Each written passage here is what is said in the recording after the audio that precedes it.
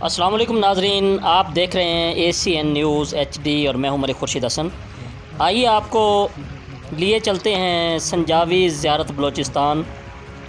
नुमाइंदा ACN news Najibullah की report के मुताबिक कुदरती हुस्न से माला माल ज़ियारत के सरसब्ज़ व शादाब माहौल, कुदरती मीठे पानी के चश्मे, परिंदों की चहचहाट, ताहद्दे निगाह सब्ज़ा और बहती हुए झरने, बहादुर और मेहमान नवाज लोग, साफ़ व शफ़ाफ आबो हवा, पहाड़ों के साथ साथ सब्ज़ व शादाब मैदान, अलगरद जन्नत नज़ीर वादी ज़ियारत का हुस्न किसी भी तरह सवात या नाराम से कम नहीं।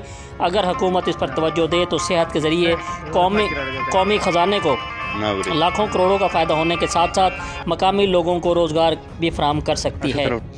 जी, मज़ीद ख़बरों से बाखबर रहने के लिए देखते रहिए ACN न्यूज़ HD।